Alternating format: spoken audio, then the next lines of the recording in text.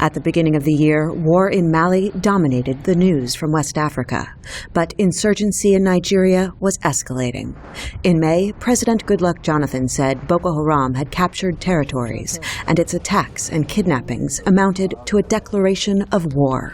The president declared emergency rule in 3 northeastern states. Wherever they may go, we will hunt them down. We will fish them out, and will bring them to justice. No matter what it takes, we will win this war against terror.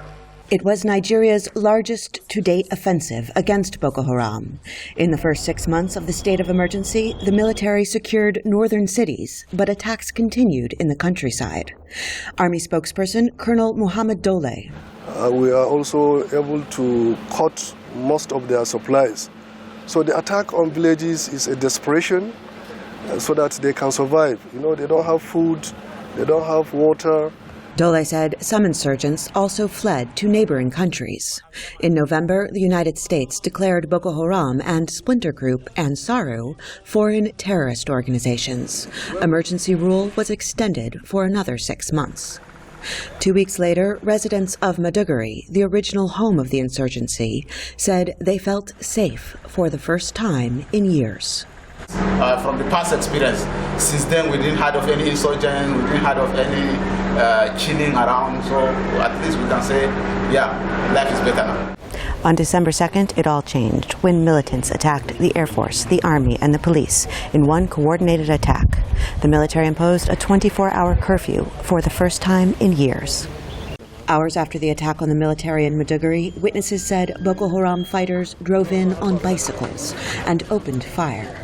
Human Rights Watch says Boko Haram has killed thousands of people in the past 4 years, and heavy-handed tactics by security forces have killed hundreds more. Researcher Eric Gutchis says inter-community violence has also killed thousands of people.